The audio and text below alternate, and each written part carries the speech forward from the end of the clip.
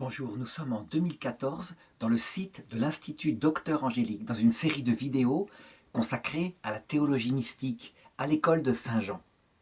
Et je voudrais étudier aujourd'hui le chapitre 9 de l'évangile de Saint-Jean, à savoir la guérison de l'aveugle de naissance. Une histoire que Saint-Jean a voulu raconter dans son vieil âge, qui est fantastique parce que, pour l'une des premières fois, on voit un homme seul, avec Jésus, qui résiste de manière un peu ironique aux autorités juives de l'époque.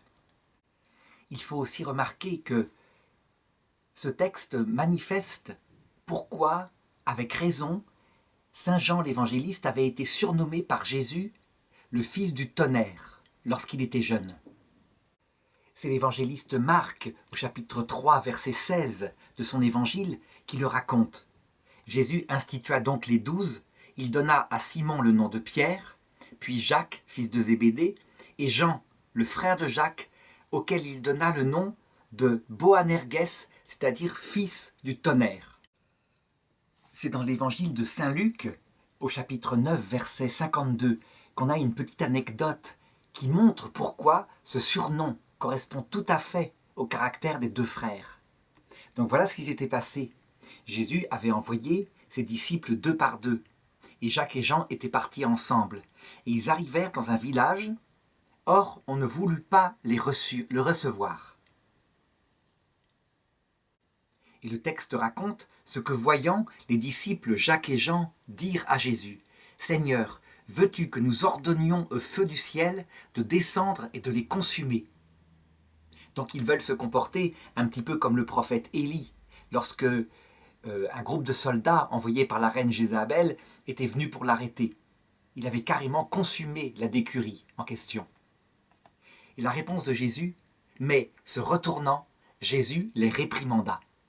Donc il se contente de les gronder, et ça marche. Dans l'évangile selon saint Jean, Jean est appelé le disciple que Jésus aimait. En fait, Jésus n'en veut pas du tout à Jean d'avoir ce tempérament fougueux lié à sa jeunesse. Parce que Jean, en même temps, il est à l'écoute, vraiment. Il se fait former. Si bien que, des années plus tard, peut-être 60 ans plus tard, lorsqu'il écrira son évangile, eh bien, il est devenu l'homme le plus doux qu'on puisse imaginer. Il s'est occupé de la mère de Jésus, avant qu'elle ne soit montée au ciel. Mais le fond de son caractère reste là. C'est un caractère qui est fait pour ressembler au prophète Élie, et que Jésus a orienté, taillé dans sa jeunesse pour qu'il ressemble au prophète Enoch, celui qui aima Dieu et Dieu l'enleva, d'après la Bible. Ce texte sur l'aveugle de naissance manifeste vraiment, je dirais, pourquoi son fond de caractère reste. Et c'est un petit peu pareil pour nous. Tout au long de la vie, le Seigneur peut nous former, mais notre fond naturel demeurera pour l'éternité. Je veux dire par là qu'il y aura tout le monde, personne ne rentrera au ciel si ce n'est infiniment donné de tout son cœur à l'humilité et à l'amour. Mais selon les formes de chacun, il ne faut pas croire que chacun ressemblera aux autres. Parce que la grâce s'épanouit sur la nature. Alors voilà, je voudrais maintenant commenter ce récit et en n'en restant pas au sens littéral, même si le sens littéral a vraiment sans doute eu lieu, tellement il est particulier. Je voudrais voir le sens allégorique, ou plutôt quelques-uns des sens allégoriques, parce que, évidemment, dans la parole de Dieu, cet aveugle de naissance, d'abord, il faut savoir qu'il signifie nous-mêmes, à savoir qu'avec le péché originel, nous sommes aveugles de naissance, aveugles en ce qui concerne la vie éternelle, donc la parole de Dieu qui explique pourquoi nous sommes sur terre, et aussi cette vie de Dieu qui doit venir en nous par la charité. On peut dire que c'est le baptême qui nous rend la vue, le baptême de l'Esprit Saint, signifié par le baptême d'eau pour la plupart d'entre nous quand nous étions bébés, et réalisé aussi par lui. Mais c'est l'Esprit Saint, la réalité qui vient habiter le cœur du petit enfant. Cette présence, tout petit, doit se transformer peu à peu en une présence réciproque, où notre âme qui s'éveille veut cette présence librement. Et ça, c'est signifié par le sacrement de la confirmation, où cette foi, c'est notre propre foi qui dit au Seigneur « Je crois ». Et donc le texte commence. En passant, il vit un homme aveugle de naissance. Ses disciples lui demandèrent « Rabbi, qui a péché, lui ou ses parents, pour qu'il soit né aveugle ?» Jésus répondit « Ni lui, ni ses parents n'ont péché, mais c'est afin que soient manifestées en lui les œuvres de Dieu. » Alors cette petite incise de Jésus est très importante pour notre époque. On peut dire que là, il nie la loi du karma. Ça veut dire cette vision de la foi hindouiste et même bouddhiste qui affirme que quand nous sommes sur Terre, nous avons eu déjà des vies antérieures et que nos handicaps, nos souffrances ont été choisis par nous-mêmes à l'heure de la mort avant de revenir sur Terre en vue d'évoluer, de progresser vers le nirvana. Que nous sommes en fait réincarnés afin de payer des fautes de notre vie antérieure. Jésus le dit, ce n'est pas lui qui a péché. Donc évidemment, ça ne répond pas vraiment à la théologie hindouiste, où là, il n'y a pas de personne. Ça veut dire que cet aveugle de naissance dans l'hindouisme n'est pas une personne humaine. C'est une apparence de personne humaine qui passe de corps en corps. Mais ça répond à quelque chose qui est nouveau en Europe, qu'on appelle le nouvel âge, et qui croit à la fois, quelquefois, en Jésus-Christ, mais aussi au retour sur la terre de personnes humaines qui font leur purification en reprenant un autre corps. Ça, ce n'est pas vrai. Et Jésus, d'ailleurs, le confirmera, ou plutôt les apôtres le confirmeront dans un autre texte quand ils diront « L'homme vit une seule fois, puis vient le jugement ». La théologie du nouvel âge, qui pense qu'on se purifie en revenant dans un corps sur terre, se confronte à une contradiction fondamentale par rapport au christianisme, à savoir qu'on oublie sa mère qu'on a eue dans l'autre vie, son père, ses amis, ses frères, ses sœurs. Ce qui fait pourtant, pour le Christ, je dirais l'accomplissement d'une personne humaine, dans ses relations d'amour. Le Christ, lui, au contraire, il promet que ces relations interpersonnelles demeureront pour l'éternité, et que donc nos souvenirs demeurent pour l'éternité. C'est pourquoi, s'il y a encore un péché à purifier, nous ne revenons pas sur terre dans l'oubli des choses, mais nous sommes nous-mêmes de l'autre côté, nous sommes face au Christ et nous choisissons par amour pour lui d'autres étapes du purgatoire qui sont dans l'autre monde. Alors, autre question des apôtres, est-ce que par hasard ce seraient ses parents qui ont péché? Donc, est-ce que l'handicap de l'enfant viendrait du péché des parents? Alors, pour ce qui concerne, je dirais, nous-mêmes, la médecine actuelle, nous voyons que dans certains cas particuliers, les fautes des parents au sens de leur santé, le manque d'attention à leur corps, l'alcoolisme par exemple, peut avoir des conséquences sur les enfants. La prise d'un médicament, alors que l'enfant est en train d'être conçu ou de se développer tout petit dans le ventre de la mère, peut avoir des conséquences sur l'handicap. Donc il ne faut pas croire que la parole de Jésus néglige cela. C'est pas ça. Ce qu'il veut dire, c'est que les handicaps en général, qui sont de multiples causes, il n'y a pas que cette cause-là, ne viennent pas des parents, de leur faute. Pas du tout. Donc elles ont une cause biologique, la plupart du temps, une erreur génétique. Mais la question que posent les apôtres, c'est pourquoi Dieu les permet? C'est une question qui est valable, parce que Dieu, qui est tout-puissant, pourrait, à volonté, les empêcher. Il y a quelques miracles qui se passent comme cela, comme le premier miracle de Lourdes, ou le deuxième, où un tout petit enfant, qui est né avec un cœur non fermé, est guéri à Lourdes. Donc, ce que la Sainte Vierge obtient de Dieu, Dieu peut le faire dès la grossesse. Parfois, il ne le fait pas, et l'explication qu'il donne est celle-ci. C'est afin que la gloire de Dieu se manifeste en lui. Alors je vais l'expliquer tout à l'heure, mais d'abord je voudrais donner une autre objection de la théologie à cette parole de Jésus, et ce n'est pas du tout blasphémé, c'est pour bien montrer la cohérence de tout. on pourrait dire le péché originel et ses conséquences, toutes les faiblesses qu'il y a en nous, ce manque de maîtrise. Dans le livre de la Genèse, c'est bien dû au péché de nos premiers parents. Nos premiers parents étaient dans une présence de Dieu tellement palpable que leur liberté, leur connaissance et leur maîtrise d'eux-mêmes étaient totales. Et face à cela, ils ont choisi, tout à fait librement, de se séparer de Dieu afin d'être libres. Ils ont estimé que cette présence de Dieu était envahissante, parce qu'ils ne pouvaient pas faire ce qu'ils voulaient, quand ils voulaient, choisir eux-mêmes le bien et le mal. C'est ce que symbolise cet arbre de la connaissance du bien et du mal. Et on voit que Dieu, en fonction de leur péché, dit après toute une série de malédictions. À la femme, tu enfanteras dans la douleur. Ton désir se portera vers ton mari. À l'homme, tu travailleras tout au long de ta vie à la sueur de ton front pour nourrir ta famille. Et un jour, la mort viendra. La Bible désigne donc toute une série d'inconvénients et en montrant ceux qui sont plus sensibles pour l'homme et ceux qui sont plus sensibles pour la femme. La femme aussi, elle meurt, mais sa plus grande souffrance, c'est évidemment de perdre ses enfants. L'homme, certainement qu'il peut perdre ses enfants, mais sa plus grande souffrance, parfois parce qu'il ne les a pas portés, c'est la dépendance, le fait de ne pas pouvoir nourrir sa famille, là où il trouve sa dignité. Donc on pourrait opposer à Jésus en disant « Il est handicapé, lui, et nous sommes tous un petit peu handicapés.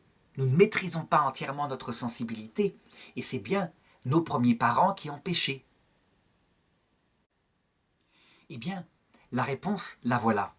Nos premiers parents ont certes péché, et ils n'ont pas voulu, pour leurs enfants, c'était leur choix libre, comme premiers parents, que la présence de Dieu soit, je dirais, aussi forte, envahissante, dans le cœur de ceux à qui il donnerait le monde afin qu'ils soient libres. Mais c'est Dieu lui-même qui a ajouté certaines peines, certaines faiblesses. Et pourquoi Jésus le dit? Afin que la gloire de Dieu soit manifestée en eux. Dieu aurait tout à fait pu faire ceci, que, obéissant à l'ordre des patriarches Adam et Ève, les enfants soient conçus et naissent sans cette présence en leur cœur, comme ça se passe actuellement. Ce qu'on appelle une conséquence, le péché originel lui-même, et ce qui est supprimé par le baptême. Par le baptême, les parents actuels demandent à l'Esprit Saint de revenir dans le cœur de l'enfant, et il vient. Mais il ne supprime pas d'autres conséquences du péché originel, comme ce manque de maîtrise de notre esprit par rapport à notre sensibilité, et aussi la nécessité de passer par la mort. Ça, Dieu pouvait le supprimer. Il pouvait très bien faire que les enfants d'Adam et Ève, tout en n'ayant pas sa présence, soient parfaitement maîtres de leur sensibilité, que l'harmonie entre la volonté, la vie animale, la vie biologique soit aussi parfaite que chez Adam et Ève. Et que, au moment voulu, ils viennent les prendre sans qu'ils aient à passer par la mort. Il ne l'a pas voulu pour une raison précise. S'il avait fait cela, le monde serait divisé en deux catégories dès cette terre. L'enfer et le paradis. Pas le paradis définitif, mais le paradis. C'est-à-dire qu'il y aurait certains hommes qui auraient choisi lucidement, en toute maîtrise d'eux-mêmes, de haïr le projet de Dieu pour l'éternité, projet fondé sur l'amour et l'humilité, et étant parfaitement maîtres d'eux-mêmes, n'ayant pas à affronter la souffrance, ils n'auraient pas changé. Et il y aurait eu d'autre part des personnes qui auraient choisi le projet de Dieu, de toute leur lucidité, en toute maîtrise d'eux-mêmes. Et alors, arrivés à l'heure de la fin de cette vie biologique, ils auraient été montés au ciel pour entrer dans la vision béatifique. Dieu n'a pas voulu cela. En mettant les faiblesses dans les hommes, il a fait que le monde se divise en trois catégories. La première, qui est imparfaite, parce qu'il n'y a pas de maîtrise absolue chez personne, mais tout de même, des gens qui, comme je l'ai dit, commettent le blasphème contre l'Esprit Saint, choisissent de lutter contre Dieu qu'ils connaissent. Ils sont rares, il faut des gens qui connaissent Jésus-Christ. Mais il y a des gens méchants qui, sans connaître Jésus-Christ, accompliront leur vie par un acte de blasphème contre l'Esprit Saint lorsque leur liberté et lucidité sera rendue à l'heure de la mort. Deuxièmement, quelques personnes entièrement données au bien. Entièrement, c'est une façon de parler, c'est pas non plus aussi pur que ça, mais disons déterminées au bien. Je pense à Job, je pense aux justes de l'Ancien Testament, dont leur vie comptait moins que l'amour de Dieu. Et puis, entre les deux, la masse des êtres humains, dont nous faisons probablement partie, qui est mélangée d'ivraie et de bon grain, qui parfois cherche l'égoïsme, et puis d'autres fois s'en repent et cherche à agir bien, le bon larron de la croix, si on peut dire. Eh bien, cette grande masse qui constitue un troupeau humain qui suit les idées dominantes, grâce à cela, la gloire de Dieu se manifeste en elle. Parce que elle est consciente peu à peu, et elle le sera encore plus à l'heure de la mort, à l'heure du retour du Christ, de sa propre faiblesse, de son incapacité à agir. Donc elle développe, par cette vie terne, pas héroïque, de l'humilité. Et curieusement, il est venu pour les personnes qui sont comme ça. Il n'est pas venu pour ceux qui n'ont pas besoin de médecin. Ces personnes sont disposées à reconnaître face à l'apparition du Christ qu'elles sont pécheresses. Et donc, elles sont sauvées, mais pas en se réincarnant. Elles sont sauvées d'abord parce qu'elles aiment beaucoup, parce qu'elles ont été beaucoup pardonnées, et ensuite en voulant librement se purifier des restes de péché au purgatoire, par amour pour ce Dieu qu'elles découvrent à l'heure de la mort. Et donc ceci explique pourquoi Dieu permet que de nombreuses personnes restent aveugles de naissance et jusqu'à l'heure de son apparition, à l'heure de la mort. Quand je dis à l'heure de la mort, il y a un repère dogmatique. Ça ne se situe pas après la mort. Mais le texte ne précise pas plus.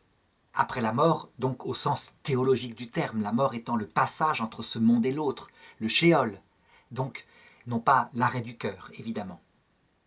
Alors, cette précision étant donnée, je voudrais raconter une anecdote qui illustre à quel point c'est à l'heure de Dieu que la lumière est donnée et que, avant cette heure-là, il travaille pour que la gloire se manifeste dans la personne. Je me rappelle avoir eu, il y a 25 ans, un élève qui avait découvert Dieu par le raisonnement philosophique, en suivant les cours que je donnais à l'époque, donc les voies d'accès à Dieu. Et il venait se confier, parce que il s'avère qu'en plus, il était atteint d'une tumeur cancéreuse au cerveau. Et donc on discutait. Et moi, je lui expliquais que, outre cette démonstration rationnelle qui, effectivement, fonctionne quand on l'a bien comprise, il fallait demander à Dieu la foi. Qui frappe, on lui ouvrira, dit Jésus. Celui qui demande, il lui sera donné. Or, juste avant sa mort, il me disait « Je n'ai pas la foi, je n'ai pas reçu la foi, pas de présence de Dieu, le vide complet. » Et puis il est mort. Et je me suis étonné à l'époque. Ça semblait tellement contredire les paroles de Jésus. Et je suis allé voir un moine de l'abbaye de Solesmes. Je lui ai posé ce cas-là et il m'a dit « Dieu répond toujours, mais pas forcément tout de suite. » Et il était probablement mieux pour lui qu'il ne réponde que au dernier moment, dans le passage de la mort. On verra les choses de l'autre côté. Donc pour lui, avec cette jeunesse qui s'achevait par la mort, peut-être que cette absence, cette soif de Dieu, a creusé des désirs qui fait qu'il a aimé beaucoup plus et qu'il n'a pas eu besoin de franchir d'autres étapes du purgatoire. On ne le sait pas. On le verra de l'autre côté, comme je le disais. Et donc ce travail que fait Jésus pour la sanctification de tous les hommes, ce travail catholique, universel, eh bien Jésus le décrit au verset 4 du chapitre 9. « Tant qu'il fait jour, il nous faut travailler aux œuvres de celui qui m'a envoyé. » Comme disait Jésus un peu plus tôt, lorsqu'il avait guéri quelqu'un le jour du sabbat. « Moi je travaille toujours et mon Père aussi. » Ça veut dire que le 7e jour, qui est le jour de l'humanité, où il n'y a pas effectivement de création radicalement nouvelle, d'une nouvelle espèce vivante, mais ce 7e jour, Dieu travaille, et c'est son repos, à la sanctification de ceux qui l'aiment de tout son cœur, les hommes et les femmes. La nuit vient, continue Jésus, où nul ne peut travailler. Alors qu'est-ce que c'est que cette nuit dont parle Jésus, où il n'y a plus de travail pour la sanctification des âmes? Eh bien, dans le verset suivant, Jésus le dit, « Tant que je suis dans le monde, je suis la lumière du monde. »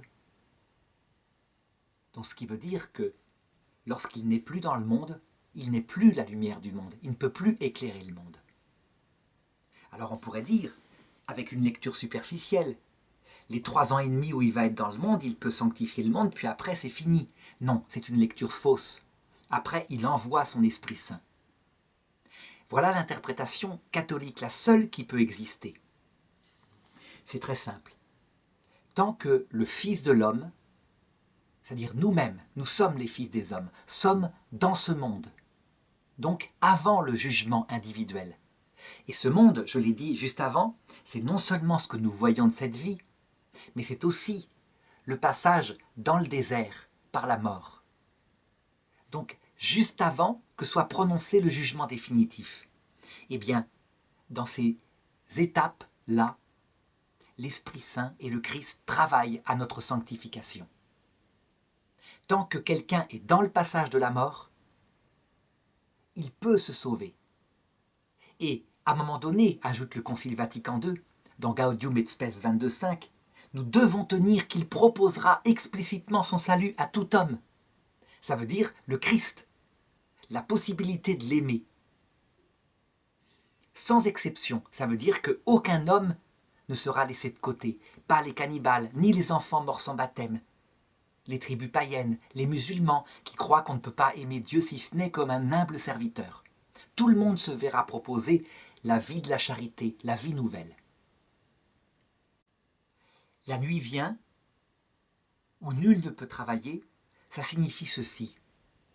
Lorsqu'un homme, dans le passage de la mort, a vu de ses yeux le Christ lui apparaître dans sa gloire, donc a vu son corps glorieux, qui révèle totalement en un instant non seulement son évangile, mais la vie, les raisons profondes de la vie qu'il a vécue sur terre, cet homme-là. Et si cet homme, ayant vécu tout, le purgatoire de la terre, le passage par la mort, l'apparition du Christ, face à lui, et face aussi à la présence du démon, qui a une dernière possibilité de prêcher, méprise l'évangile, en disant « c'est pas mon lieu ». Un paradis fondé sur l'amour du prochain où on s'oublie soi-même pour Dieu, c'est pas mon lieu. Et s'il choisit librement la révolte de Lucifer, donc l'amour de soi, la liberté, poussée jusqu'au mépris d'autrui, eh bien personne ne peut plus travailler pour lui.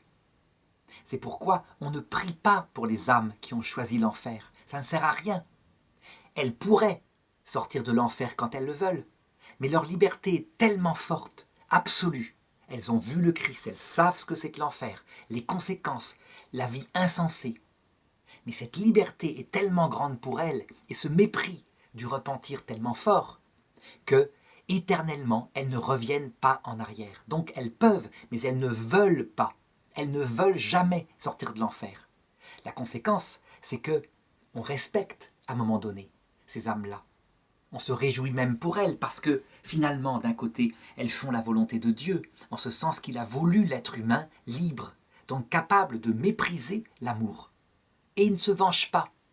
Les peines de l'enfer ne sont pas des choses surajoutées, sauf évidemment une prison pour ne pas qu'elles puissent nuire à des personnes, si ce n'est quand Dieu leur donne la possibilité. Mais tout le reste, ce sont simplement des conséquences logiques d'une âme qui est faite pour Dieu et qui préfère tout que d'accepter les conditions pour voir Dieu, qui sont le repentir et l'amour. Donc, à ce moment-là, le Christ lui-même, s'il apparaissait à une âme de l'enfer, ça ne servirait à rien. Il est apparu à l'heure de la mort. Il ne peut plus travailler à leur sanctification, c'est trop tard. Par contre, sur terre, quel que soit le péché commis, et à l'heure de la mort, le Christ travaille, et il travaillera jusqu'au bout pour sauver tout homme qui veut bien se repentir. Et alors, Jésus continue. Ayant dit cela, Jésus cracha à terre, fit de la boue avec sa salive, enduisit avec cette boue les yeux de l'aveugle,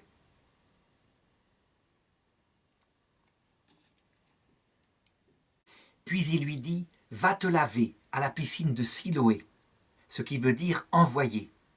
L'aveugle s'en alla donc, se lava et revint en voyant clair. Jésus, qui est Dieu fait homme, a choisi ce genre de sacrement, c'est-à-dire de signe qui produit un effet efficace pour sauver l'aveugle de naissance, de son aveuglement. Évidemment, tous les gestes qu'il a faits ont une influence pour comprendre la théologie, la façon dont est sauvé quelqu'un afin qu'il entre dans la vie de la grâce.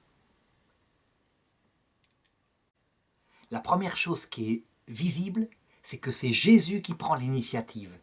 L'aveugle ne lui a rien demandé. Jésus l'a vu comme ça, mais il n'a rien demandé. Ça veut dire que Jésus peut donner la vie à qui il veut, quand il veut. Et il le fait au mieux. Je me rappelle que dans mon enfance, nous étions 2 frères. L'un, plus grand, se dirigeait vers la délinquance. Et moi, plus petit, 5 ans de moins, je prenais le même chemin, mais beaucoup plus fort que lui. Et la foi est tombée sur moi, et mon frère aîné, 5 ans de plus que moi, elle ne lui est jamais tombée dessus, si bien qu'il a fait énormément de prison. Il a même fait de l'hôpital psychiatrique, et il n'a pas réussi sa vie terrestre. Mais au bout du compte, frappé par tant de malheurs venant de ses propres limites, il est devenu la personne la plus douce, la plus miséricordieuse que je connais, et celui qui s'occupe de nos vieux parents. En compagnie de ma sœur. Et tout le monde le reconnaît. Il n'a donc pas la foi, mais véritablement, son chemin s'est fait. La question qui pouvait se poser, c'est pourquoi elle est tombée sur moi et pas sur lui? Eh bien, c'est Jésus qui prend l'initiative au mieux. Comme je le disais tout à l'heure, pour lui, son chemin, à travers la douleur et une vie extérieurement ratée, a préparé son cœur au salut. Et pour moi, qui peut-être aurait plongé plus fortement, parce que plus volontairement, dans le vice, eh bien, il valait peut-être mieux une conversion à l'âge de 13 ans, avant que les choses ne soient trop graves. Donc, toute conversion vient de l'initiative de Jésus quand il le veut, quand il l'estime le mieux pour telle ou telle âme. Ceci étant posé, toute conversion, elle passe par la parole qu'exprime Jésus. Cette parole sur cette terre passe par un enseignement qui peut être à travers un prêtre, à travers l'Église, ou à travers la lecture de la parole de Dieu. Il faut bien que l'intelligence soit touchée. À l'heure de la mort, la conversion passe par la vision de la parole faite chair, le Christ glorifié. Seulement, elle ne suffit pas. Il faut quelque chose de l'homme, quelque chose qui réponde à cette parole et qui est symbolisé par la terre. Donc la parole, c'est la salive du Christ. La terre qu'il prend par terre symbolise notre pauvre bonne volonté, notre pauvre vie terrestre, où on a fait ce qu'on pouvait, et quelquefois on n'a rien fait du tout. Même des actes humainement bons, on n'en a pas fait. Eh bien, Jésus s'empare de ce qu'il peut y avoir de bon dans cette terre, mais je dirais de tout notre être, et par sa parole, il la féconde, il la rend source de vie, et alors il nous rend la vue. Dans cette théologie, certains protestants ont dit, parce que c'est la théologie catholique, est-ce que ce ne serait pas du semi-pélagianisme, qui consisterait à dire que Dieu fait quelque chose, et l'homme doit faire quelque chose, de par sa propre volonté, et que les deux ensemble donnent la sanctification? La réponse est non. L'homme, s'il ne fait quelque chose, s'il va vers le Christ, donc c'est cette terre que j'indiquais, c'est d'abord parce que le Christ l'a attiré à lui, et donc cet acte de collaboration de l'homme, fondamentalement, vient du Christ. Sans l'aide du Christ, sans ce qu'on appelle une prémotion divine, il attire tous les hommes à lui, même ceux qui ne le connaissent pas. Nous ne ferions aucun pas vers lui. Il est trop vertical, il est invisible, il est surnaturel. Nous serions dans la gangue de notre boue. Par contre, et là c'est important, la grande différence entre la théologie catholique de la sanctification et la théologie protestante, c'est que la théologie catholique affirme que sans le oui de l'homme qui répond à l'action de Dieu, même si ce oui est porté par la grâce, ce oui volontaire, venant de l'homme porté par la grâce, il n'y a pas de rédemption. La rédemption, c'est un échange de consentement qui ressemble un peu à un mariage, à une alliance tout simplement. Et l'homme est actif. Alors il faut remarquer aussi que ce geste sacramentel, au sens propre, de Jésus, donc qui transforme cette terre avec sa salive en un remède qui guérit un aveugle, ressemble tout à fait au geste créateur dans le livre de la Genèse, au chapitre 2, verset 7. Alors Yahvé modela l'homme avec la glaise du sol. Il insuffla dans ses narines une haleine de vie et l'homme devint un être vivant. Et bien de la même façon, ce jour-là, l'aveugle de naissance devient un être vivant de la vie de la grâce. C'est ça qui est signifié. Et Jésus, en reprenant le geste de Yahvé dans le livre de la Genèse, confirme ce qu'il vient de dire aux Juifs. Si vous ne croyez pas que je suis, à savoir Yahvé, vous n'entrerez pas dans le royaume des cieux. Le geste de Dieu, que Dieu seul peut faire, c'est d'abord créer, à partir de rien, non seulement la matière, mais l'âme humaine, comme on le voit dans le texte de la Genèse. Mais deuxièmement, c'est Dieu seul qui peut créer la grâce sanctifiante dans le cœur de l'homme pour qu'il entre dans la vie nouvelle. Certes, Dieu peut le faire en s'appuyant sur l'intercession de son Église. Elle a vraiment un rôle là-dedans, de coopératrice à ce salut, puisque Dieu donne tout pouvoir sur son cœur à ceux qui sont au paradis, à ceux qui le prient et à son Église terrestre. Tout ce que vous liez sur la terre sera considéré comme lié aux cieux. Jésus avait dit ça à Pierre. Mais l'acteur lui-même, qui crée cette grâce, qui fait le miracle, c'est la toute-puissance de Dieu qui sanctifie les hommes. Et c'est ce que Jésus signifie au verset 7. Jésus dit à l'aveugle, « Va te laver à la piscine de Siloé ». Siloé, ce qui veut dire « envoyé ». L'aveugle s'en alla donc, il se lava et revint en voyant clair. Donc là encore, on a tous les symboles. Il n'y a pas de salut sans Jésus-Christ, sans le Sauveur. Mais si ce Sauveur, donc signifié par Siloé, donne la vie à travers le baptême de l'Esprit Saint, symbolisé par l'eau de cette piscine, il faut que l'homme y aille, qu'il aille se laver. Et ce lavage signifie son repentir qui avait été préparé par Jean-Baptiste. Repentez-vous, car voici venir celui dont je ne suis pas digne de délouer la courroie des sandales. Toujours pareil, d'où vient la rédemption? D'abord de Dieu, comme cause initiatrice, comme celui qui crée la grâce sanctifiante. Est-ce que l'homme n'a rien à faire dans la rédemption? Bien sûr que si. Sans le oui de l'homme, son repentir, son entrée dans l'amour, il n'y a pas de rédemption. Donc c'est véritablement un acte entièrement divin qui provoque un acte entièrement humain. On entre dans un amour d'amitié. Il faut donc un acte libre de l'homme. Alors évidemment, la richesse allégorique de ces enseignements, qui ont été ensuite mis par écrit dans des grands traités théologiques, comme les traités de la rédemption, faits par saint Thomas d'Aquin, ou alors le Concile de Trente dans la 6e session, qui eux le font en termes philosophiques extrêmement précis. On voit comment Jésus peut le signifier par des symboles, comme de la terre, sa salive, le fait de retrouver la vue, etc.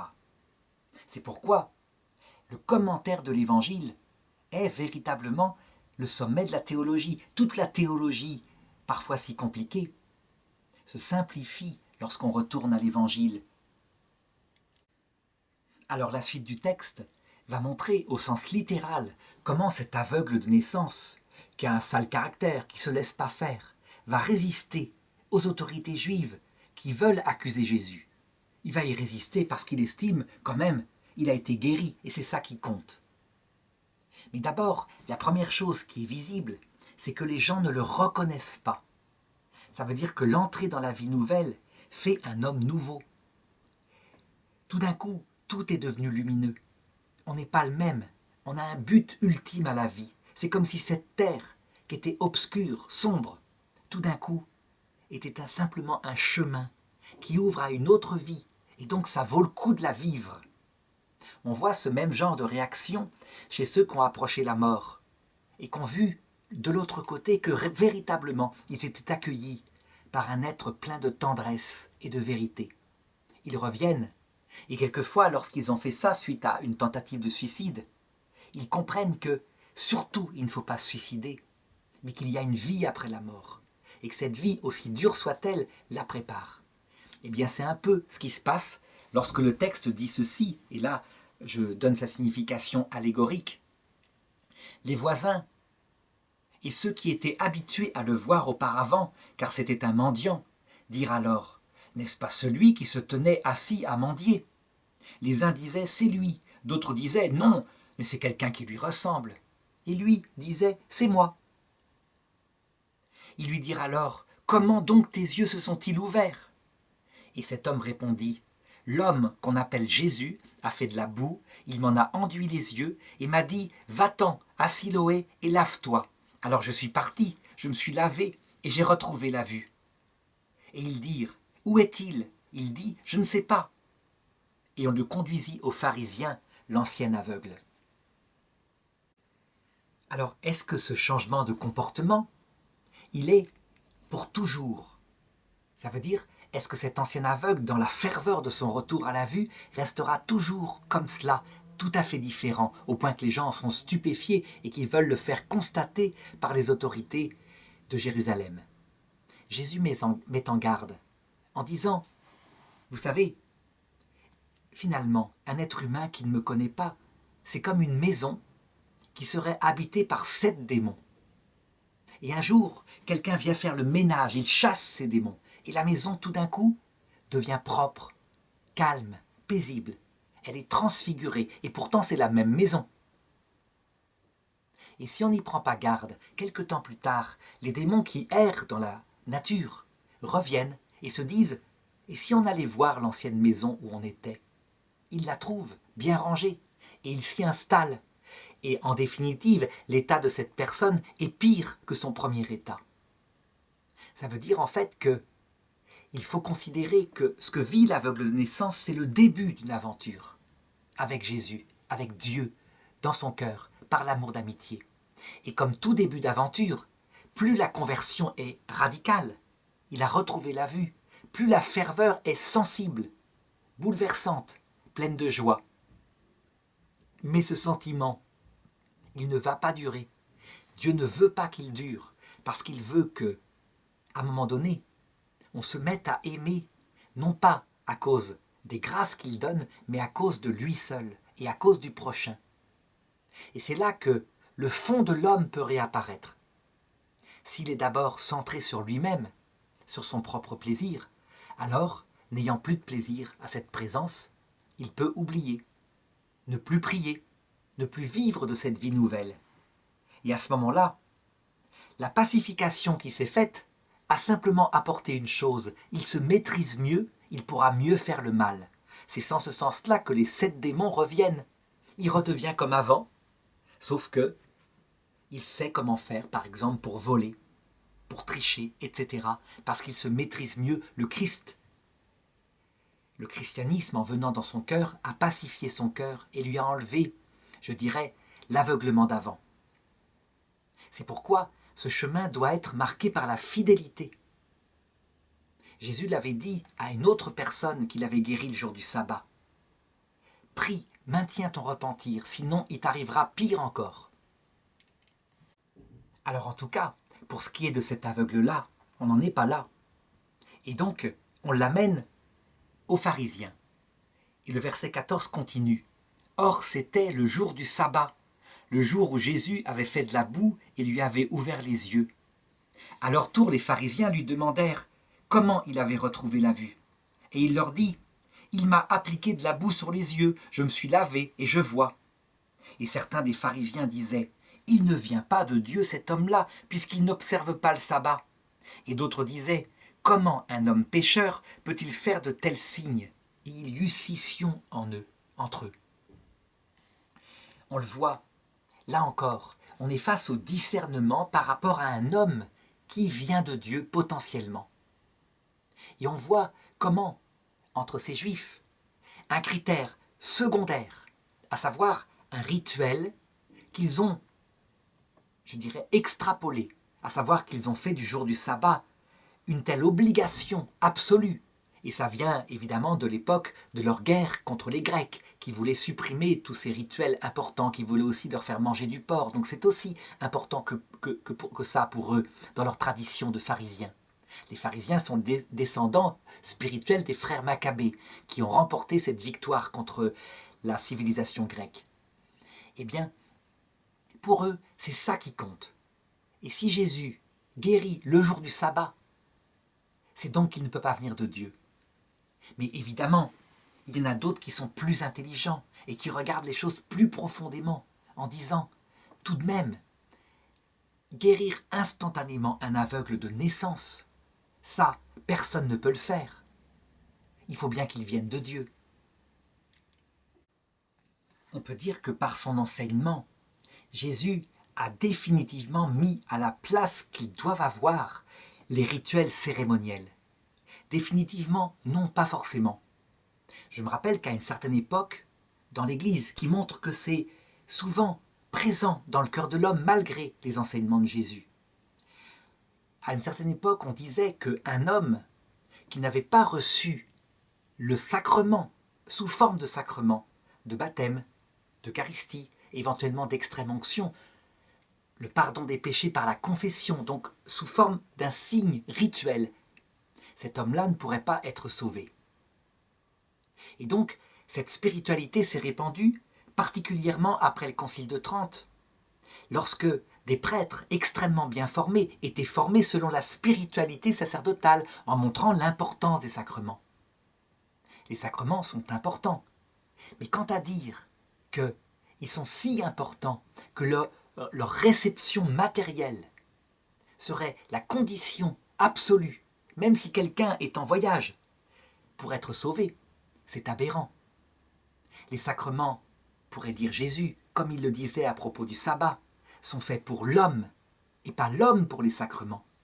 À savoir que Jésus les institue, et l'Église avec lui en institue certains, avec le rituel qui va avec, parce que Jésus n'a pas tout fixé, afin d'aider l'homme à progresser dans la vie spirituelle. Mais ce qui fait le salut, c'est la vie spirituelle de l'homme. Comment est-il possible qu'à un certain moment, les sacrements aient été considérés par certains théologiens comme un piège au salut? Tu ne reçois pas ces sacrements, tu iras en enfer. C'est une déviation qui est rectifiée ici par Jésus. En fait, ce qui est absolument nécessaire, sans quoi on ne peut pas être sauvé, c'est le baptême dans sa réalité profonde, donc l'entrée dans l'amour d'amitié, de la grâce pour Dieu. C'est l'Eucharistie dans sa réalité profonde, à savoir la vie spirituelle, l'oraison, le cœur à cœur avec Dieu. Est-ce que ça veut dire qu'on peut se passer de l'Eucharistie et du baptême, si on sait à quel point ils sont utiles pour bien signifier la réalité? Certainement pas, ça serait une folie. Il faut même s'en servir lorsqu'on reçoit Jésus à la messe. On doit par contre comprendre que le but, c'est l'oraison du cœur. Que ce n'est pas l'Eucharistie en tant que telle, c'est l'oraison du cœur. Cette juste place du sacrement change tout. Par exemple, la spiritualité des divorcés remariés, où l'Église demande à ces personnes, même si elles sont victimes du divorce, qu'elles se sont remariées parce qu'elles ne pouvaient pas faire autrement. Le pape Jean-Paul II cite, par exemple, des mamans qui le font parce qu'il faut un papa aux petits-enfants qu'elles ont. Eh bien, elles ne sont pas coupables. Mais l'Église leur demande de ne pas communier. Est-ce que ça veut dire qu'elles sont chassées de la présence de Jésus? Pas du tout. Ce serait le cas si ils ne passaient que par l'Eucharistie. L'Église leur demande d'aller à la messe et de communier par leur prière, leur vérité devant Dieu. C'est vrai, je comprends cet appel à rester fidèle quoi qu'il arrive à ce mari qui m'a trahi, mais je ne pouvais pas. Et comme le publicain, ces personnes repartent en ayant communié. Elles repartent bénies. La présence de Dieu est dans leur cœur parce que Dieu ne résiste pas à la vérité, à l'humilité. Donc, le sabbat est fait pour l'homme et pas l'homme pour le sabbat, et les sacrements sont faits pour l'homme et pas l'homme pour les sacrements. Et alors le texte continue au verset 17. Alors ils dirent à l'aveugle, « Toi, que dis-tu de lui, de ce qu'il t'a ouvert les yeux ?» « C'est un prophète, dit-il. » Les Juifs ne crurent pas qu'il eût été aveugle tant qu'ils n'eurent pas appelé ses parents, les parents de celui qui avait retrouvé la vue. Et ils leur demandèrent, « Celui-ci est-il votre fils, dont vous dites qu'il est né aveugle? Comment donc y voit-il à présent ?» Et ses parents répondirent, « Nous savons que c'est notre fils et qu'il est né aveugle. Mais comment il y voit maintenant, nous ne le savons pas. Ou bien qui lui a ouvert les yeux, nous ne le savons pas. Interrogez-le, il a l'âge. Lui-même s'expliquera sur son propre compte. » Ses parents dirent cela parce qu'ils avaient peur des Juifs, car déjà les Juifs étaient convenus que, si quelqu'un reconnaissait Jésus pour le Christ, il serait exclu de la synagogue. C'est pour cela qu'ils dirent, ses parents, aux Juifs, « Il a l'âge, interrogez-le. » Je parlais tout à l'heure de cette spiritualité des divorcés remariés que l'Église invite à ne pas communier à la messe. Je parlais de cette haute spiritualité qui est celle du publicain de la parabole, qui priait au fond de la synagogue et qui disait à Dieu, « Seigneur, je fais ce que je peux. » Et Dieu le bénit, et il partit béni de la synagogue, tandis que ceux qui participaient au culte, le pharisien qui était devant et qui se vantait devant Dieu de sa haute vertu, partit simplement chez lui, sans la présence de Dieu.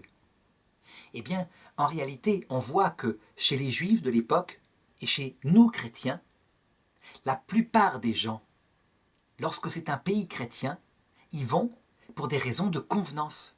Je dirais que c'est toujours comme cela. La plupart des gens ont l'idée dominante du temps. Et donc lorsqu'on est en terre chrétienne, on est chrétien. Lorsqu'on est en terre humaniste athée, on est humaniste athée, pour suivre le mouvement.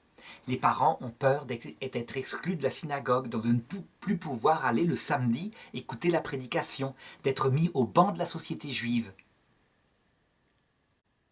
De la même façon, on voit des personnes divorcées remariées qui ne peuvent pas communier et qui se révoltent parce qu'ils ne sont pas tout à fait traités à équivalence sociale avec les autres.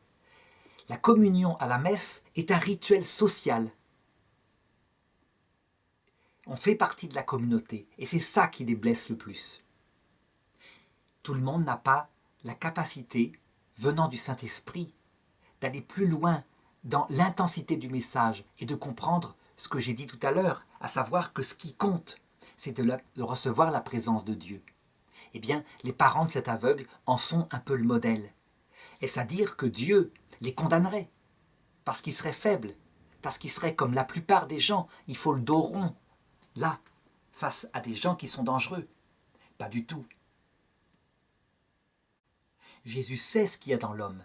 Et je dirais même que lorsqu'il est confronté à des foules comme cela, ça se voit dans l'évangile de Saint Jean au tout début, il dit à ses apôtres, « Regardez, la moisson est prête, il n'y a plus qu'à moissonner. » Pourquoi ? Parce que ces pauvres gens, évidemment, ne sont pas dignes ici. Mais au moins, lorsqu'ils seront face au Christ, ils seront repentants. Et alors, enflammés par son amour, ils pourront entrer, avec repentir, dans une démarche de véritable conversion. Quant à l'aveugle de naissance, lui, c'est un résistant. Il a un tempérament de battant à la base. Est-ce que ça veut dire que sa réponse qu'il va faire aux Juifs, où il va vraiment les ridiculiser, vient de son amour pour le Christ? Peut-être et peut-être pas. Je peux dire que c'est la fin du texte qui montrera que oui, cette attitude vient de sa reconnaissance au Christ. Mais elle peut venir aussi. Il y a certaines personnes qui, dans le peuple, sont simplement outrées par l'hypocrisie quand elle règne chez les élites. Et à ce moment-là, le motif est humain. Et donc on va analyser cette complexité du cœur humain. Les Juifs appelèrent donc une seconde fois l'homme qui avait été aveugle et lui dirent « Rends gloire à Dieu, nous savons, nous, que cet homme est un pécheur. » Lui répondit « Si c'est un pécheur, je ne sais pas. Je ne sais qu'une chose, j'étais aveugle et à présent j'y vois. » Ils lui dirent alors « Que t'a-t-il fait? Comment t'a-t-il ouvert les yeux ?» Il leur répondit « Je vous l'ai déjà dit et vous n'avez pas écouté. Pourquoi voulez-vous l'entendre à nouveau? Est-ce que vous aussi, vous voudriez devenir ses disciples? Là, il se moque d'eux. Il se moque de leur double interrogatoire. Il leur a dit, effectivement, en détail. Et évidemment, eux s'en rendent compte. Et donc la réponse ne tarde pas. Ils l'injurièrent et lui dirent « C'est toi qui es son disciple, mais nous, c'est de Moïse que nous sommes les disciples. Nous savons, nous, que Dieu a parlé à Moïse, mais celui-là, nous ne savons même pas d'où il est. » Et l'aveugle de naissance continue de se moquer d'eux. L'homme leur répondit « C'est bien là l'étonnant, que vous ne sachiez pas d'où il est et qu'il m'ait ouvert les yeux. Nous savons que Dieu n'écoute pas les pécheurs, mais si quelqu'un est religieux et fait sa volonté, celui-là, il l'écoute. Jamais on n'a ouï dire que quelqu'un ait ouvert les yeux d'un aveugle né. Si cet homme ne venait pas de Dieu, il ne pourrait rien faire. » On peut dire que l'aveugle de naissance, qui est un homme du peuple, leur donne une leçon de théologie, en leur disant « Mais regardez le fait du miracle. Et votre histoire de sabbat, laissez tomber, regardez le fait du miracle. Il a fait un geste que seul Dieu peut faire. Et donc, forcément, il vient de Dieu. » Alors, je voudrais poser ici, en stricte théologie, une objection par rapport à cette phrase de l'aveugle naissance. Est-ce vrai que tout homme qui fait des miracles, je dirais, ou plutôt quand Dieu fait des miracles par l'intercession d'un homme, est-ce vrai que cet homme vient de Dieu? Eh bien, je dirais qu'il y a deux façons de le dire. Et donc, il ne faut pas être naïf non plus. Il y a deux sortes de miracles. Il y a les miracles qui sont vraiment obtenus par une personne immensément sainte, qui est proche de Dieu et auquel Dieu ne résiste pas. Des personnes qui, par exemple, ayant vécu, souffert pour le Christ, ont atteint une humilité totale parce que l'épreuve leur a montré à elles-mêmes qui elles étaient. Et donc, elles n'aiment que la gloire du Christ. Ces personnes-là obtiennent des miracles, réellement. Et puis, il faut le reconnaître, il y a des personnes qui obtiennent des miracles, même si elles ne sont pas saintes, simplement parce qu'elles sont dans une mission pastorale d'évangélisation. Et parfois, ces personnes peuvent être même perverses et faire des miracles. Enfin, disons, Dieu fait des miracles à leur parole, pour faire connaître son nom. C'est ce qu'on appelle le charisme. Et Jésus a une parole très dure parfois par rapport à ces hommes-là. C'est dans l'Évangile selon saint Matthieu. Certains, en ce jour-là, me diront, donc au jour du jugement dernier, « Seigneur, n'est-ce pas en ton nom que nous avons chassé des démons? N'est-ce pas en ton nom que nous avons guéri des gens? » Et moi je leur dirai, dit Jésus, « Allez-vous-en loin de moi, maudits, vous qui faites le mal. » Cela veut dire donc, et on voit qu'il faut confronter l'écriture tout entière pour bien juger de la parole de l'aveugle et voir qu'elle ne dit pas tout de l'évangile. Donc il y a deux sortes de gens qui font des miracles et donc il faut toujours avoir en tête cela pour ne pas tout de suite canoniser quelqu'un qui ferait des miracles. En faire, je dirais, la main de Dieu, quelqu'un qui serait forcément saint. Pas du tout. Il y a donc ceux qui sont saints et auxquels Dieu ne résiste pas, donc il fait des miracles dès qu'il le demande, et d'autre part, ceux qui simplement témoignent de sa parole. Ceux-là sont simplement des prédicateurs. Ils ne sont pas forcément saints, mais les miracles témoignent de la vérité de la parole qu'ils prononcent. Alors si j'insiste là-dessus, c'est vraiment pour que la lucidité demeure. On a eu, je dirais, à la fin du XXe siècle, deux personnes qui étaient dans une illustration parfaite de cela. D'un côté, Mère Teresa, qui a eu un succès médiatique fantastique à l'époque du pape Jean-Paul II, qui a créé un ordre qui s'occupait en Inde de tous les hommes pour les accompagner vers la mort, et qui s'en occupait en plus humblement, dans leur religion. Ça veut dire que Mère Teresa, lorsqu'elle avait affaire à un hindouiste, l'accompagnait avec des prières de l'hindouisme. Et son témoignage consistait simplement à témoigner de Jésus-Christ par l'amour qui respecte la conviction du mourant. Certains la critiquaient en disant « mais elle ne prêche pas explicitement Jésus-Christ ». Visiblement, le Christ voulait qu'elle soit sainte, puisque, après sa mort, il y eut des miracles en son nom, et elle fut canonisée, Sainte Mère Teresa. Et à la même époque, il y avait un autre homme que Jean-Paul II aussi admirait énormément. Il avait créé un ordre qui fleurissait dans le monde entier, les légionnaires du Christ, et qui apportait partout la parole du Christ. Cet homme-là, Jean-Paul II, le soutint avec son cœur pur toute sa vie. Il avait parfois des petits retours, comme quoi des plaintes se posaient, mais on sait très bien, tout homme a des plaintes. Le curé d'Ars a eu des plaintes, des accusations, parce qu'il y a des jaloux. Or, après la mort de Jean-Paul II, il s'avéra que le fondateur, le frère Maciel, donc de la Légion du Christ, était un pervers qui avait commis de la pédophilie, des viols, de l'inceste, toutes sortes de choses, du trafic de drogue. Et pourtant son ordre fleurissait. Eh bien, dans le premier cas, pour Mère Teresa, Dieu voulait manifester sa sainteté, elle venait de Dieu par sa sainteté. Et dans le second cas, pour le Père Maciel, Dieu voulait manifester que l'œuvre qu'il créait lui plaisait, mais en aucun cas cet homme-là. Et donc il faut prier pour lui. Donc c'est à cette lumière-là qu'il faut entendre la parole de l'aveugle. Nous savons que Dieu n'écoute pas les pécheurs, mais que si quelqu'un est religieux et fait sa volonté, celui-là il écoute. On peut dire que si le Père Maciel eut une telle œuvre, ce n'était pas parce que Dieu écoutait le Père Maciel, c'était parce que Dieu écoutait Jésus-Christ, qui voulait toucher les cœurs par son œuvre qu'il avait créée. Et le texte continue. Les Juifs lui répondirent « De naissance, tu n'es que péché, et tu nous fais la leçon. » Et ils le jetèrent dehors. Alors on peut dire évidemment qu'il les a énervés. Cependant, le comportement des Juifs face à cet homme ressemble trait pour trait à quelque chose qui aurait dû disparaître depuis des siècles à cause du prophète Job. Le livre de Job dans la Bible, qui raconte l'histoire d'un homme qui n'a pas péché, si ce n'est des petits péchés, de faiblesse. Et il est frappé par toutes sortes de maux. Et la Bible nous explique que Dieu a permis aux démons de l'atteindre afin de manifester un jour sa gloire en lui. Mais on ne sait pas comment. Ça se réalisera à la fin du texte, puisqu'il obtiendra dans tous ses malheurs 7 fois plus en fils, en fille, en joie, ce qui signifie la vie éternelle, de façon allégorique. Toujours est-il que cet homme, 3 hommes, 3 amis viennent le voir. Ils l'aperçoivent de loin sur un tas de fumier, avec un tesson pour se gratter parce qu'il est même atteint par la lèpre, lui qui a perdu tous ses enfants, tout son argent. Et il reste des jours et des jours à pleurer, loin de lui, puis il s'approche. Et la première question qu'il lui pose, « Qu'est-ce que tu as pu faire comme péché, Job, pour que Dieu te frappe comme cela ?»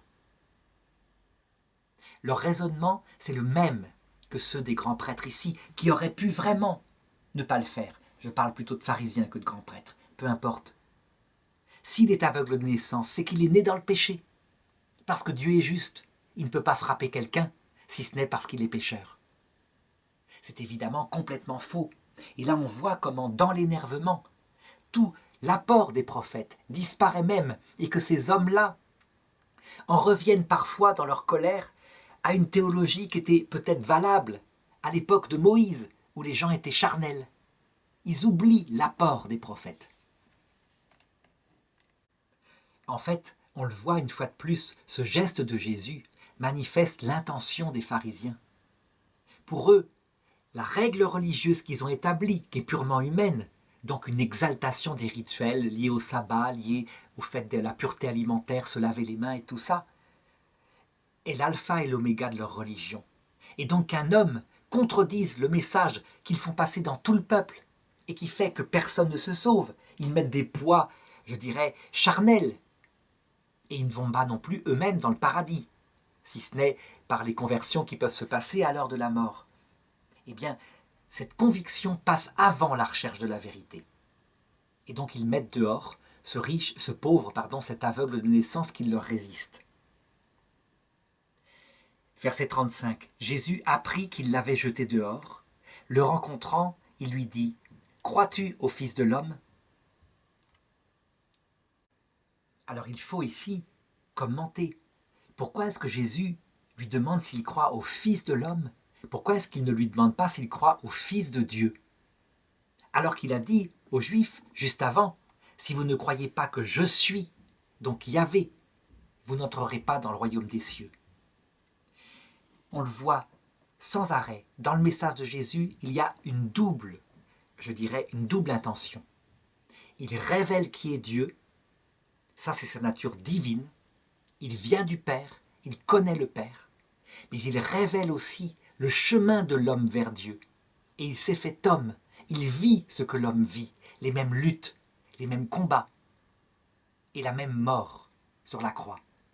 Là, il lui demande, crois-tu au Fils de l'homme? Ce qui signifie, crois-tu en ce que j'ai dit, à savoir que le fait que tu étais aveugle de naissance était le chemin voulu par Dieu pour toi, pour t'emmener à la vie. On ne peut donc jamais séparer dans le Christ cette alliance qui fait de lui le seul médiateur entre sa nature divine, qui parle comme Dieu, et sa nature humaine, qui révèle l'homme à lui-même.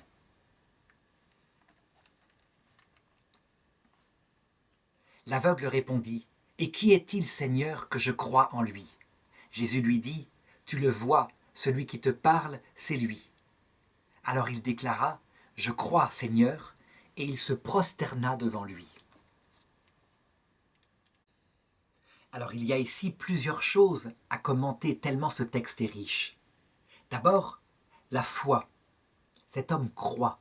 Il croit parce qu'il a été guéri et qu'après, avec son raisonnement, il a dit « Personne ne pourrait faire ce geste-là s'il ne venait de Dieu. » C'est logique, c'est cohérent. Donc il fait confiance. Est-ce que ça veut dire que cet homme, cet aveugle de naissance, est entré déjà dans le salut? Le Concile de Trente précise « Sa foi dit qu'il... » On dit que la foi de cet aveugle le sauve, en ce sens qu'elle est la porte qui va lui permettre d'entrer dans le salut. Mais le salut lui-même, ça va être d'adhérer au message de Jésus. Un message qui dit qu'il y a possibilité d'une relation intime avec Dieu dans la charité. Il est évident par contre que si cet homme ne faisait pas confiance, maintenant je dirais aveuglément, ce qui lui donne la lumière, à la parole de Jésus, il ne pourrait pas rentrer dans ce qu'il va dire et qui est absolu, à savoir qu'il est Dieu fait homme et qu'il est possible d'aimer Dieu comme son ami. C'est en ce sens que l'Église catholique s'oppose à Luther qui affirme lui que la foi en elle-même, ce point de départ, cette attitude de confiance de l'aveugle est salut, déjà. Non, c'est la porte d'entrée au salut qui est une aventure de vie réciproque, une alliance entre Dieu et l'âme. Deuxièmement, quand on voit cet aveugle de naissance qui se prosterne devant Jésus, on pourrait dire, est-ce que par hasard, il n'a pas la charité? À savoir, est-ce qu'il n'a pas compris que Jésus est Dieu? Puisque juste avant, il le disait aux Juifs, si vous ne croyez pas que je suis. Donc, est-ce que son adoration est une adoration de latrie, donc comme Dieu, il adore Dieu, son Créateur, ou est-ce que c'est une adoration d'Uli? Il vénère le Christ, comme un homme qui vient de Dieu. Les deux existent dans l'Écriture. Par exemple, on voit comment Jacob se prosterne 7 fois devant son frère Ésaü pour obtenir de lui le pardon. Et donc il l'honore, il lui rend la gloire de fils aîné qui lui avait pris contre un plat de lentilles. Ce texte ne veut pas dire qu'il adore son frère Ésaü comme s'il était Dieu, bien sûr. Il l'honore. C'est ça l'adoration de Duli. Eh bien, je ne sais pas répondre ici pour l'intention de l'aveugle à ce moment-là. Il est très intelligent, on le voit. C'est un homme qui n'est pas du tout bête. Il a dû se renseigner sur Jésus. Et comme le texte où Jésus proclame sa divinité est juste avant, il est possible qu'il ait réfléchi en se disant « Il a dit, si vous ne croyez pas que je suis, et les Juifs qui veulent le tuer parce que lui, qui n'est qu'un homme, se fait Dieu, il m'a guéri. Donc s'il dit qu'il est Dieu, c'est qu'il doit être Dieu. Il est possible qu'il soit entré déjà dans ce mystère. » Par contre, ce dont je suis à peu près sûr, c'est que cet aveugle ne peut pas encore vivre de la charité intime, tout simplement parce que Jésus est là, devant lui. Et que, tant qu'il n'est pas monté au ciel, tant que l'Esprit Saint n'a pas été envoyé, eh bien, il y a une extériorité. Donc il ne viendrait pas à l'aveugle de naissance l'idée de se mettre dans un coin et de parler dans son cœur par l'oraison à Jésus. C'est gênant. Objectivement, avec son bon sens, il dirait « Jésus ne peut pas entendre ce que je dis, il est à l'extérieur de moi ». Une fois qu'il est monté au ciel, c'est tout à fait différent. Avec l'Eucharistie qui le signifie, il est possible de comprendre que Jésus vient habiter notre âme et qu'il l'habite dans une tendresse réciproque. Là, l'Esprit Saint est donné dans son œuvre rédemptrice, venir habiter le cœur des hommes. La charité, dans sa profondeur totale, devient possible. À l'heure de la mort, lorsque le Christ paraît dans la gloire, les choses sont différentes. Parce que la gloire fait que Jésus est à la fois devant soi, on le voit, mais qu'en même temps sa lumière nous enveloppe jusqu'à l'intérieur de notre cœur. Donc les deux sont unis, on le voit de ses yeux et on peut lui parler dans le cœur à cœur de l'oraison. Ce qui est certain par contre, c'est que après la mort de Jésus et sa résurrection, si on pouvait voir le chemin de cet aveugle qui a tout entendu, tout vu à Jérusalem, eh bien, il est certain qu'à la Pentecôte, il faisait partie de ceux qui comprenaient. Et il a adhéré au Christ. Il ne peut pas en être autrement, on le voit, avec ce courage qu'il manifeste ici. Et donc Jésus conclut ce texte en disant « C'est pour un discernement que je suis venu en ce monde, pour que ceux qui ne voient pas voient, et que ceux qui voient deviennent aveugles. » On le voit donc, le sens littéral, vraiment, que Jésus veut donner à ce miracle qu'il a fait avec l'aveugle de naissance, c'est l'entrée dans la lumière de Dieu. C'est donc un sens spirituel. C'est pourquoi la lecture que j'ai faite d'un récit magnifique avec un homme qui a une personnalité est directement, conduit directement et obligatoirement au sens littéral voulu par Jésus. Comment un homme entre dans la vie de la grâce. Je dirais même qu'il en est toujours ainsi dans l'Écriture sainte. En tout cas, dans l'Évangile, c'est encore plus fort.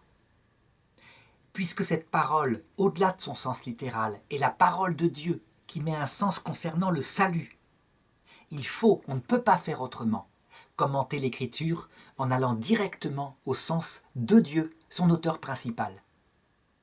Ça a été, je dirais, la grande crise de l'exégèse historico-critique à la fin du XXe siècle, à savoir regarder le sens littéral comme si c'était le sens charnel uniquement, et ne pas voir que le sens littéral est aussi le sens spirituel. Ça a été une crise très profonde, non pas que je nie l'importance de l'exégèse historico-critique qui va regarder les circonstances, je le fais à chaque fois, mais ça a été une crise importante, parce que même quand on étudie quelqu'un comme Voltaire, comme Verlaine, les professeurs de français n'en restent jamais à la matérialité. L'albatros, ses ailes de géant l'empêchent de voler. Aucun poète, aucun commentateur de ce poème dira que le poète parle simplement d'un gros oiseau. Il parle de l'âme humaine, évidemment.